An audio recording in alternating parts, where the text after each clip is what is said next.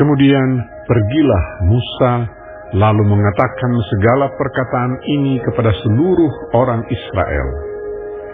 Berkatalah ia kepada mereka, Aku sekarang berumur 120 tahun. Aku tidak dapat giat lagi.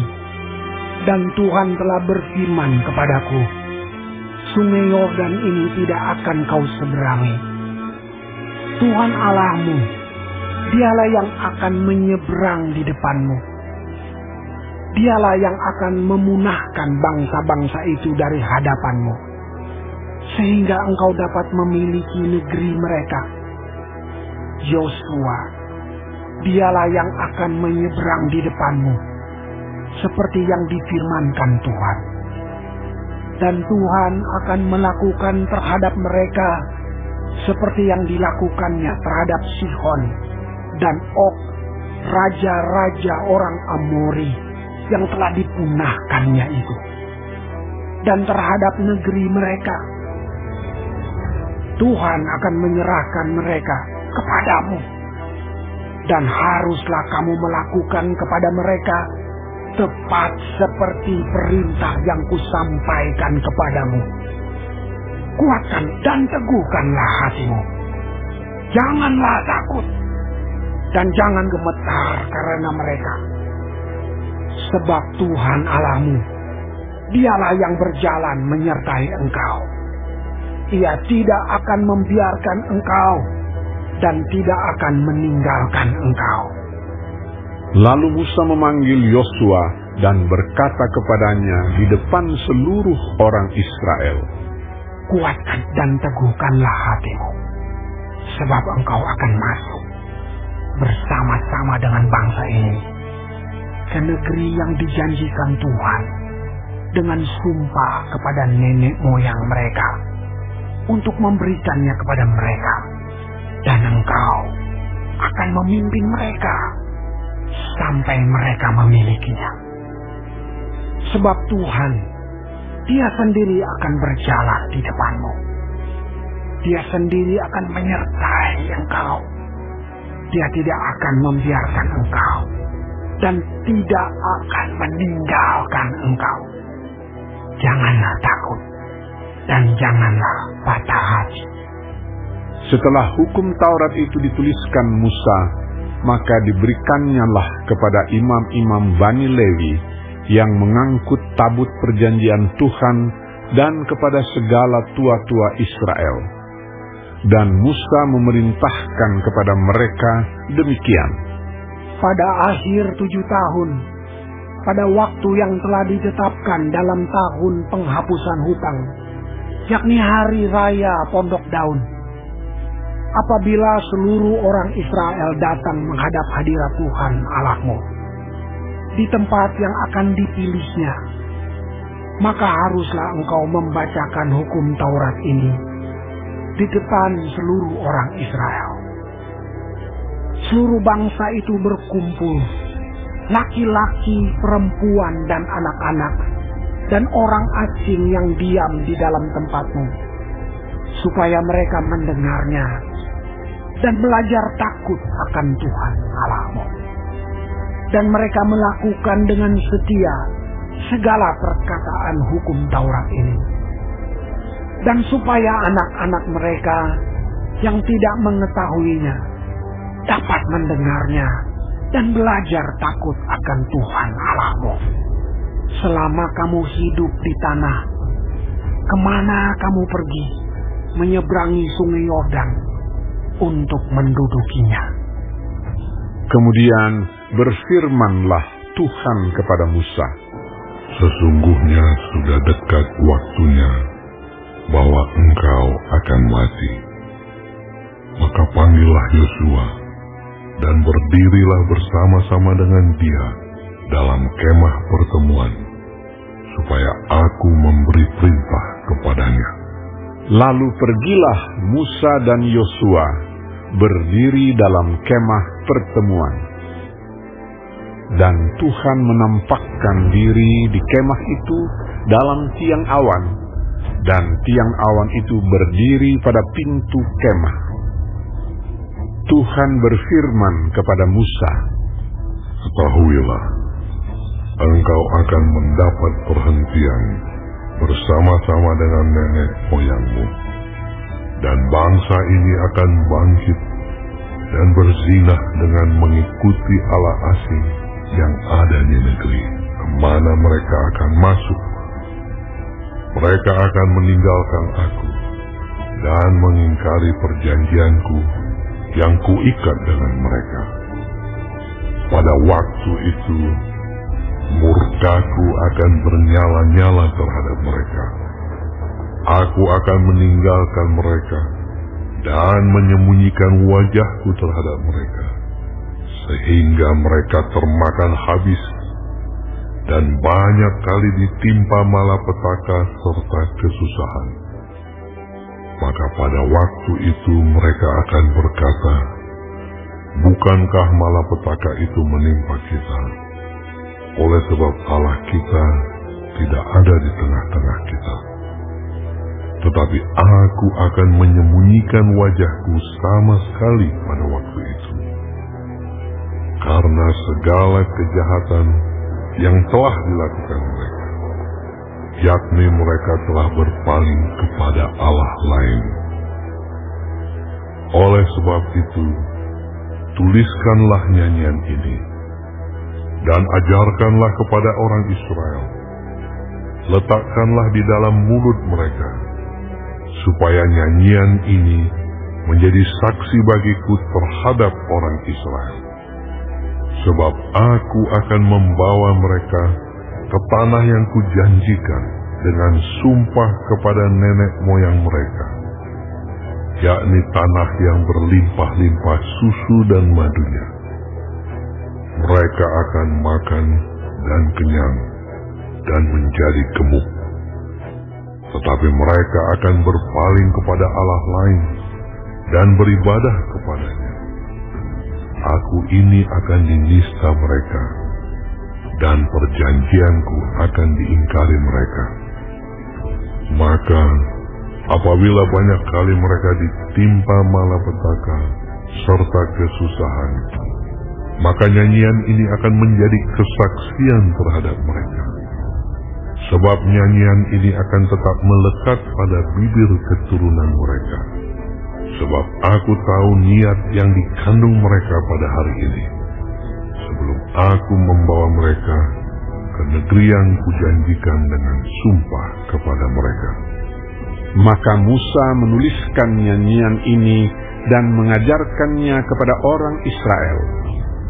Kepada Yosua bin Nun diberinya perintah, firman-Nya, kuatkan dan teguhkanlah hatimu, sebab engkau akan membawa orang Israel ke negeri yang kujanjikan dengan sumpah kepada mereka, dan aku akan menyertai engkau.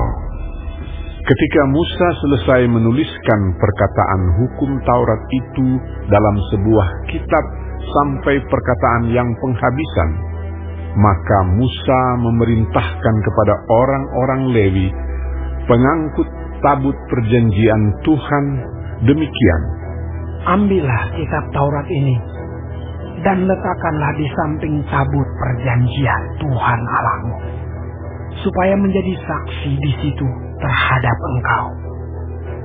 Sebab aku mengenal kedegilan dan tegar tengkukmu, sedangkan sekarang selagi aku hidup bersama-sama dengan kamu, kamu sudah menunjukkan kedegilanmu terhadap Tuhan. Terlebih lagi nanti sesudah aku mati, suruhlah berkumpul kepadaku segala tua-tua sukumu dan para pengatur pasukanmu. Maka aku akan mengatakan hal yang berikut kepada mereka, dan memanggil langit dan bumi menjadi saksi terhadap mereka.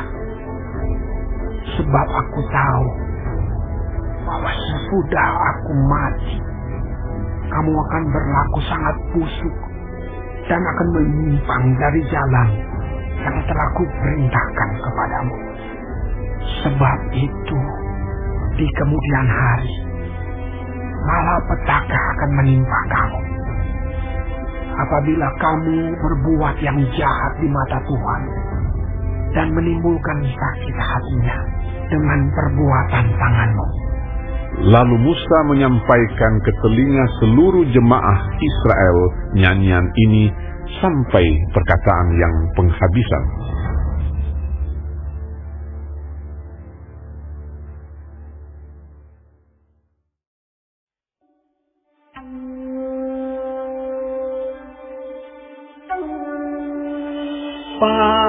Pasanglah telingamu,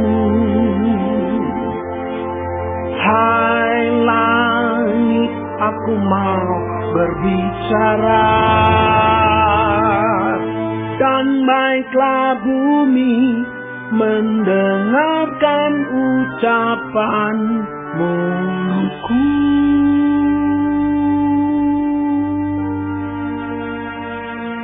Mudah-mudahan pengajaranku menitik laksana hujan, perkataanku menetes laksana embun, laksana hujan renai ke atas tunas muda, dan laksana dirus hujan ke atas tumbuh-tumbuhan. Sebab nama Tuhan akan kuserukan. Berilah hormat kepada Allah kita. Gunung batu yang pekerjaannya sempurna, karena segala jalannya adil. Allah yang setia, dengan tiada kecurangan, adil dan benar Dia. Berlaku busuk terhadap Dia mereka yang bukan lagi anak-anaknya, yang merupakan noda, suatu angkatan yang bengkok dan belat-belit. Demikianlah engkau mengadakan pembalasan terhadap Tuhan, hai bangsa yang bebal dan tidak bijaksana. Bukankah Ia Bapamu yang menciptakan engkau, yang menjadikan dan menegakkan engkau? Ingatlah kepada zaman dahulu kala.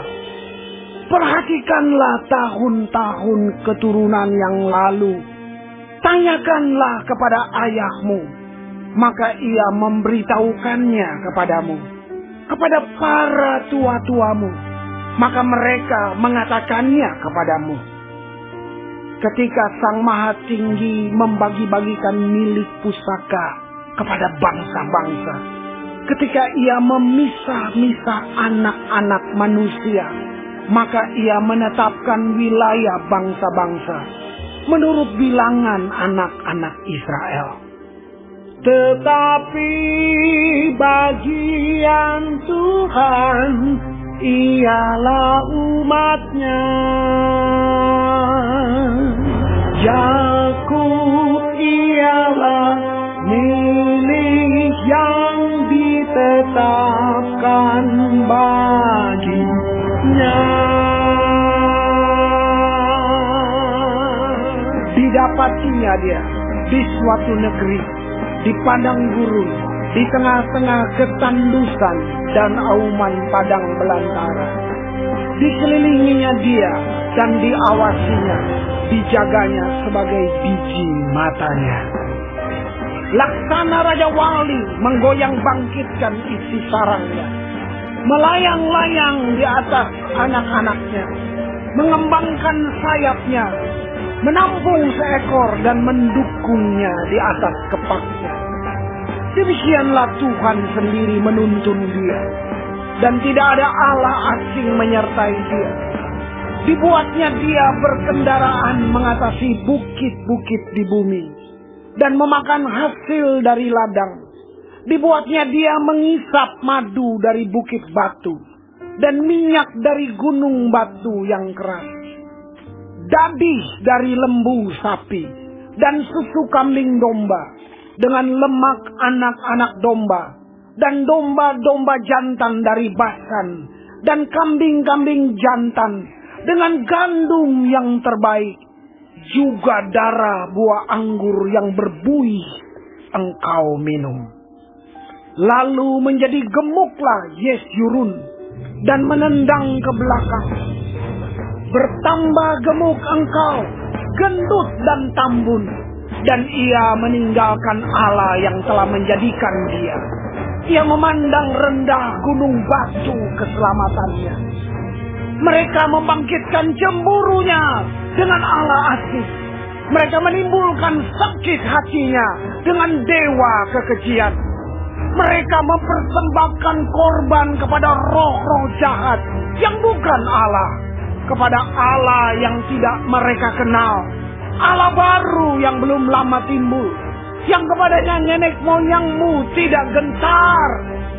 Gunung batu yang memperanakan engkau telah kau lalaikan, dan telah kau lupakan Allah yang melahirkan engkau. Ketika Tuhan melihat hal itu, maka ia menolak mereka, karena ia sakit hati oleh anak-anaknya lelaki dan perempuan. Ia berfirman, aku hendak menyembunyikan wajahku terhadap mereka, dan melihat bagaimana kesudahan mereka. Sebab mereka itu suatu angkatan yang bengkok, anak-anak yang tidak mempunyai kesetiaan. Mereka membangkitkan cemburuku dengan yang bukan Allah. Mereka menimbulkan sakit hatiku dengan berhala mereka. Sebab itu aku akan membangkitkan cemburu mereka dengan yang bukan umat, dan akan menyakiti hati mereka dengan bangsa yang bebal. Sebab api telah dinyalakan oleh murkaku, dan bernyala-nyala sampai ke bagian dunia orang mati yang paling bawah. Api itu memakan bumi dengan hasilnya, dan menghanguskan dasar gunung-gunung. Aku akan menimbun malapetaka ke atas mereka. Seluruh anak panahku akan kutembakkan kepada mereka.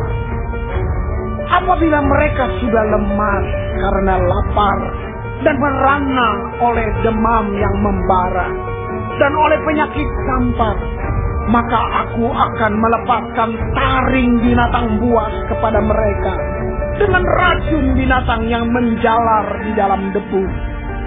Pedang di luar rumah dan kengerian di dalam kamar akan melenyapkan teruna maupun darah, anak menyusu serta orang ubanan. Seharusnya aku berfirman, aku meniupkan mereka, melenyapkan ingatan kepada mereka dari antara manusia. Tetapi aku khawatir disakiti hatiku oleh musuh. Jangan-jangan lawan mereka salah mengerti. Jangan-jangan mereka berkata, tangan kami jaya.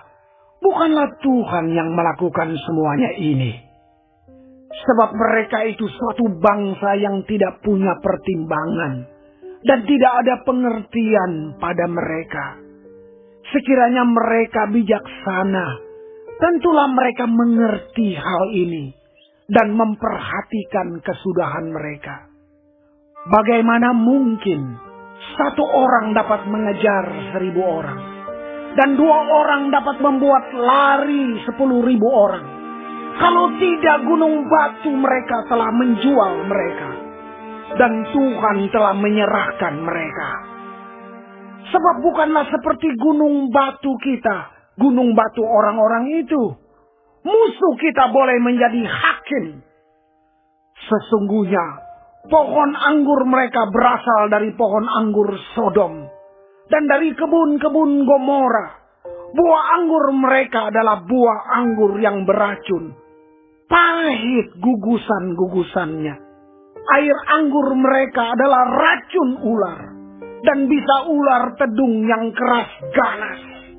Bukankah hal itu tersimpan padaku, termeterai dalam perbendaharaanku? Hakkulah dendam dan pembalasan pada waktu kaki mereka goyang, sebab hari bencana bagi mereka telah dekat. Akan segera datang apa yang telah disediakan bagi mereka. Sebab Tuhan akan memberi keadilan kepada umatnya dan akan merasa sayang kepada hamba-hambanya.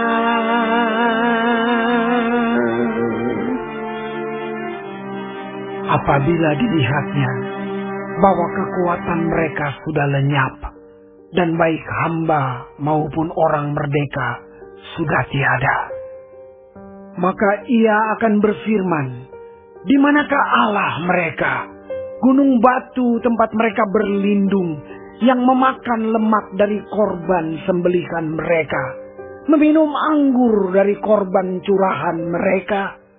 Biarlah mereka bangkit untuk menolong kamu, sehingga kamu mendapat perlindungan. Lihatlah sekarang bahwa akulah Dia, tidak ada Allah kecuali Aku. Akulah yang mematikan dan yang menghidupkan. Aku telah meremukan, tetapi akulah yang menyembuhkan. Dan seorang pun tidak ada yang dapat melepaskan dari tanganku. Sesungguhnya aku mengangkat tanganku ke langit dan berfirman, demi Aku yang hidup selama-lamanya, apabila aku mengasah pedangku yang berkilat-kilat dan tanganku memegang penghukuman, maka aku membalas dendam kepada lawanku dan mengadakan pembalasan kepada yang membenci aku. Aku akan memabukkan anak panahku dengan darah, dan pedangku akan memakan daging, darah orang-orang yang mati tertikam dan orang-orang yang tertawan, dari kepala-kepala musuh yang berambut panjang. Bersorak-sorailah, hai bangsa-bangsa, karena umatnya, sebab ia membalaskan darah hamba-hambanya dan membalas dendam kepada lawannya dan mengadakan pendamaian bagi tanah umatnya. Lalu datanglah Musa bersama-sama dengan Yosua bin Nun dan menyampaikan ke telinga bangsa itu segala perkataan nyanyian tadi. Setelah Musa selesai menyampaikan segala perkataan itu kepada seluruh orang Israel, berkatalah ia kepada mereka, perhatikanlah segala perkataan yang kuperingatkan kepadamu pada hari ini, supaya kamu memerintahkannya kepada anak-anakmu untuk melakukan dengan setia segala perkataan hukum Taurat ini. Sebab perkataan ini bukanlah perkataan hampa bagimu, tetapi itulah hidupmu. Dan dengan perkataan ini akan lanjut umurmu di tanah kemana kamu pergi menyeberangi sungai Yordan untuk mendudukinya. Pada hari itulah juga Tuhan berfirman kepada Musa, naiklah ke atas pegunungan Abarim, ke atas gunung Nebo yang di tanah Moab, di tentangan Yeriko, dan pandanglah tanah Kanaan yang kuberikan kepada orang Israel menjadi miliknya. Kemudian engkau akan mati di atas gunung yang akan kau naiki itu, supaya engkau dikumpulkan kepada kaum leluhurmu, sama seperti Harun kakakmu sudah meninggal di gunung Hor dan dikumpulkan kepada kaum leluhurnya. Oleh sebab kamu telah berubah setia terhadap Aku di tengah-tengah orang Israel, dekat mata air Meriba di Kades di padang gurun Zin.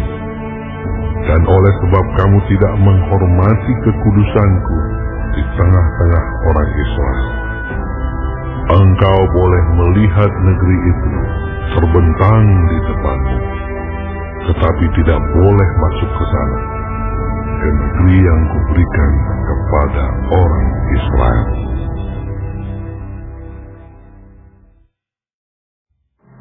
Inilah berkat yang diberikan Musa, abdi Allah itu, kepada orang Israel sebelum ia mati. Berkatalah ia, Tuhan datang dari Sinai dan terbit kepada mereka dari Seir. Ia tampak bersinar dari pegunungan Paran dan datang dari tengah-tengah puluhan ribu orang yang kudus. Di sebelah kanannya tampak kepada mereka api yang menyala. Sungguh ia mengasihi umatnya, semua orangnya yang kudus. Di dalam tanganmu-lah mereka, pada kakimu-lah mereka duduk, menangkap sesuatu dari firman-Mu. Musa telah memerintahkan hukum Taurat kepada kita, suatu milik bagi jemaah Yakub. Ia menjadi raja di Yeshurun. Ketika kepala-kepala bangsa datang berkumpul, yakni segala suku Israel bersama-sama, biarlah Ruben hidup dan jangan mati, tetapi biarlah orang-orangnya sedikit jumlahnya. Dan inilah tentang Yehuda, katanya, Dengarlah ya Tuhan suara Yehuda, dan bawalah dia kepada bangsanya. Berjuanglah baginya dengan tanganmu, dan jadilah engkau penolongnya melawan musuhnya. Tentang Lewi ia berkata, Biarlah Tumim dan Urimmu menjadi kepunyaan orang yang kau kasihi, yang telah kau coba di Masa. Dengan siapa engkau berbantah dekat mata air Meriba, yang berkata tentang ayahnya dan tentang ibunya, Aku tidak mengindahkan mereka. Ia yang tidak mau kenal saudara-saudaranya, dan acuh tak acuh terhadap anak-anaknya. Sebab orang-orang Lewi itu berpegang pada firman-Mu dan menjaga perjanjian-Mu. Mereka mengajarkan peraturan-peraturan-Mu kepada Yakub, hukum-Mu kepada Israel. Mereka menaruh ukupan wangi-wangian di depan-Mu, dan korban yang terbakar seluruhnya di atas mezbah-Mu. Berkatilah ya Tuhan kekuatannya, dan berkenanlah kepada pekerjaannya. Remukanlah pinggang orang yang melawan dia dan yang membenci dia, sehingga mereka tidak dapat bangkit. Tentang Benyamin ia berkata, Kekasih Tuhan yang diam padanya dengan tentram. Tuhan melindungi dia setiap waktu dan diam di antara lereng-lereng gunungnya. Tentang Yusuf ia berkata, Kiranya negerinya diberkati oleh Tuhan dengan yang terbaik dari langit, dengan air embun dan dengan air samudra raya yang ada di bawah, dengan yang terbaik dari yang dihasilkan matahari, dan dengan yang terbaik dari yang ditumbuhkan bulan, dengan yang terutama dari gunung-gunung yang sejak dahulu, dan dengan yang terbaik dari bukit-bukit yang berabad-abad, dan dengan yang terbaik dari bumi serta segala isinya, dengan perkenanan dia yang diam dalam semak duri. Biarlah itu semuanya turun ke atas kepala Yusuf, ke atas batu kepala orang yang teristimewa di antara saudara-saudaranya. Anak sulung lembu sapinya adalah kegemilangannya, dan tanduk-tanduknya seperti tanduk-tanduk lembu hutan. Dengan itu ia akan menanduk bangsa-bangsa, seluruh bumi dari ujung ke ujung. Itulah orang Efraim yang puluhan ribu, dan itulah orang Manasye yang ribuan. Tentang Zebulon ia berkata, Bersukacitalah, hai Zebulon, atas perjalanan-perjalananmu, dan engkau pun, hai Isakar, atas kemah-kemahmu. Bangsa-bangsa akan dipanggil mereka datang ke gunung. Di sanalah mereka akan mempersembahkan korban sembelihan yang benar. Sebab mereka akan mengisap kelimpahan laut dan harta yang terpendam di dalam pasir. Tentang Gad, ia berkata, Terpujilah dia yang memberi kelapangan kepada Gad. Seperti singa betina ia diam dan menerkam lengan, bahkan batu kepala. Ia memilih bagian yang terutama, sebab di sanalah tersimpan bagian panglima. Ia datang kepada para kepala bangsa itu. Dilakukannya kebenaran Tuhan, serta penghukuman-penghukumannya, bersama-sama dengan orang Israel. Tentang Dan, ia berkata, Adapun Dan, ialah anak singa yang melompat keluar dari Basan. Tentang Naftali, ia berkata, Naftali kenyang dengan perkenanan dan penuh dengan berkat Tuhan. Milikilah Tasik dan wilayah sebelah selatan. Tentang Asher, ia berkata, Diberkatilah Asher di antara anak-anak lelaki. Biarlah ia disukai oleh saudara-saudaranya, dan biarlah ia mencelupkan kakinya ke dalam minyak. Biarlah dari besi dan dari tembaga palang pintumu. Selama umurmu, kiranya kekuatanmu. Tidak ada yang seperti Allah, hai Yeshurun. Ia berkendaraan melintasi langit sebagai penolongmu, dan dalam kejayaannya melintasi awan-awan.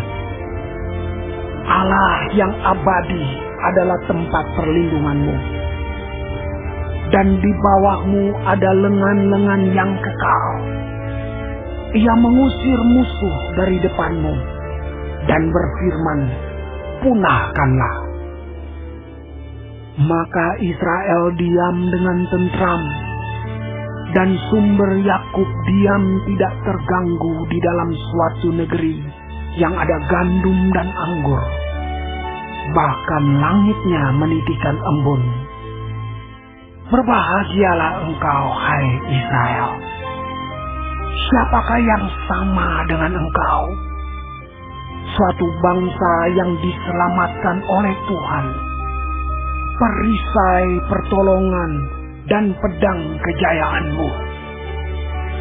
Sebab itu musuhmu akan tunduk menjilat kepadamu, dan engkau akan berjejak di bukit-bukit mereka.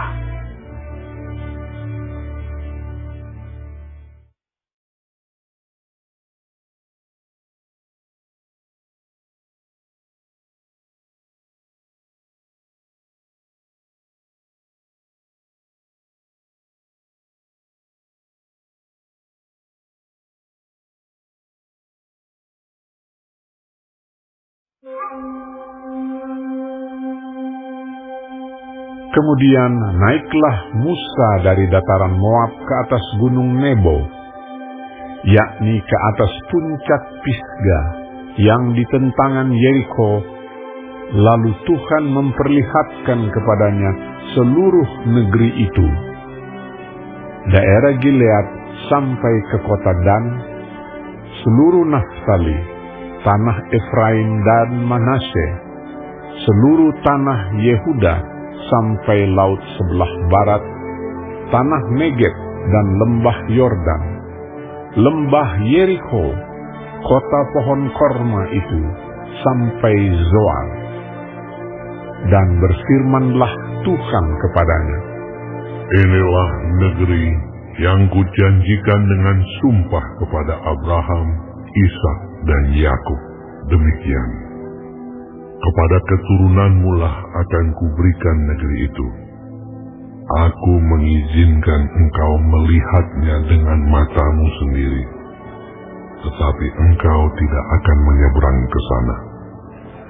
Lalu matilah Musa, hamba Tuhan itu, di sana, di tanah Moab, sesuai dengan firman Tuhan. Dan dikuburkannyalah dia di suatu lembah, di tanah Moab, di tentangan Bet Peor, dan tidak ada orang yang tahu kuburnya sampai hari ini. Musa berumur 120 tahun ketika ia mati. Matanya belum kabur dan kekuatannya belum hilang. Orang Israel menangisi Musa di dataran Moab 30 hari lamanya. Maka berakhirlah hari-hari tangis perkabungan karena Musa itu. Dan Yosua bin Nun penuh dengan roh kebijaksanaan, sebab Musa telah meletakkan tangannya ke atasnya. Sebab itu orang Israel mendengarkan dia dan melakukan seperti yang diperintahkan Tuhan kepada Musa. Seperti Musa yang dikenal Tuhan dengan berhadapan muka, tidak ada lagi nabi yang bangkit di antara orang Israel dalam hal segala tanda dan mujizat yang dilakukannya atas perintah Tuhan di tanah Mesir terhadap Firaun dan terhadap semua pegawainya dan seluruh negerinya, dan dalam hal segala perbuatan kekuasaan dan segala kedahsyatan yang besar yang dilakukan Musa di depan seluruh orang Israel.